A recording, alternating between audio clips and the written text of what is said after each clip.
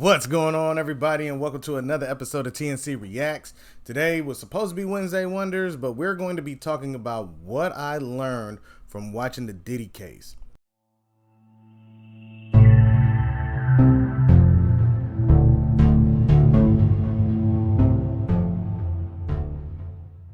Now, I'm not really talking about all this crazy stuff about, oh, you got to watch who you get it in with, things like this. This is more about the people who choose these jobs.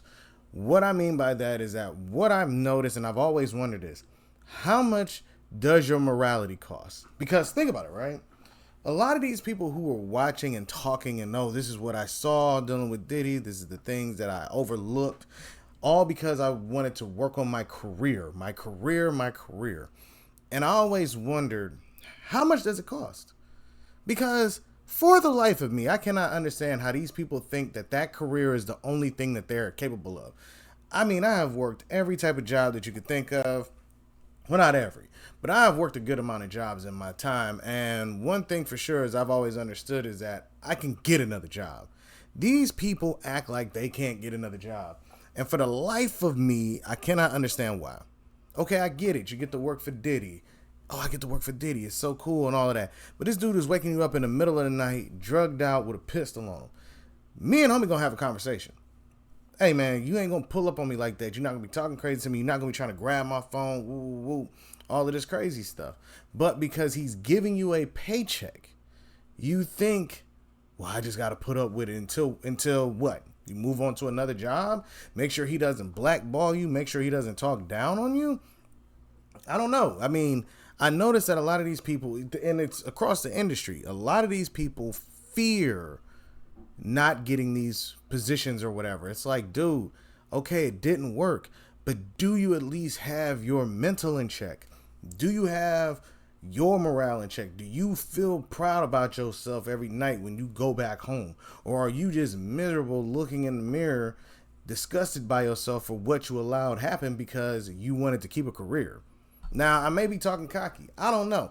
But like I said, I have worked low jobs and I have worked decent jobs. Have I ever had a top echelon job? No.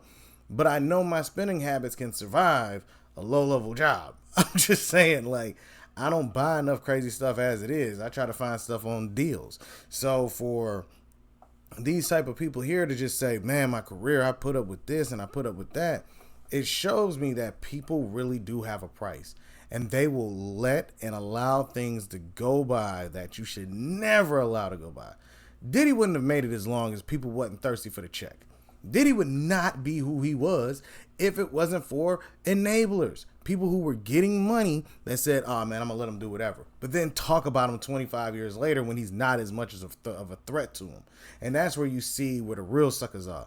You got this security guard talking about, I saw it. I saw it all, man. And it's like, come on, man, you talking about it now. You should have been down in his food back in the beginning. You should have never let that rock, but you let it rock because he was paying you. And that's or unless you signed the NDA and it finally wore out, you know, because some of them only last like 25 years. So when that finally wears out, now you're going to be talking all of that. It's like, come on, Gene. You're a little behind on the curve, you know what I'm saying? Because now you're telling all of this nonsense, but it's already too late. You just confirming that you was complicit in all of the stuff that went down. And to me, I can't sit there and watch a woman get stomped out, screaming for help. It's just not in my mental. And then they think I'm going to still be working for this dude because what if he spaz out on somebody that's close to me? Nah, I got to really ride. Like, you know what I mean? That's just too much to try to figure out. And I just would be uncomfortable as an individual sitting around a dude like that who likes to put paws on women. You know what I mean? Who like to walk around with baby oil. I'm sorry, man. Like, man, if I knew he was buying it like that, I should have invested. You know what I mean? But I don't know. I think we have to actually really look at ourselves and figure out why do we have a price on morality? Why is it that, oh, I'll never do these things until they see enough zeros? Why is that? Like, I get it. You know, you want to see that money. You want to see the millions. You want to see all that money that you could probably never spend in your life. But then you get the money and then you lose a piece of your soul or your soul in the process. And then how do you look at yourself later on down the line? And I think that's the most important thing is how do you look at yourself when it's all said and done? Did you stand on business, as they say? and you worked hard for these things, or did you take the short route and give up something that you could never get back? You know, and I think that's something that we really as individuals need to start looking at, because I see it a lot, I hear it a lot, and these people, you know, sign these bad deals. And I'm not talking about writing on a contract. I'm just talking about signing bad deals with their selves, you know, their persons, dealing with individuals that push the line and push them to a brink of where they never thought they'd go, but then they stick with it because they don't want to be regular. But at the end of the day, a lot of you are. No one knows your name. No one knew anything about you until you got up on the stand and started telling stuff that most people would probably take to the grave just for the sake of not being looked at as a goofball. But y'all did it because y'all, you know, you put up with it because you was hoping to get more of a check. That's my opinion. But I'm telling you, that's what I've learned, you know, watching this Diddy case, you know.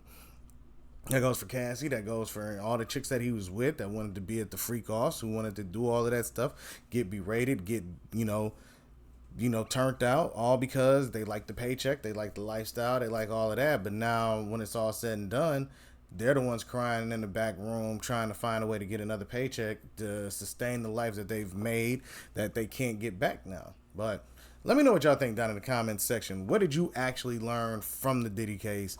And do you think that morality does have a price, or these people just really had no morals and they just faking to get the dollar as high as they can? But let me know what y'all think down in the comments section, and be on the lookout for more videos. All right, everybody? Peace.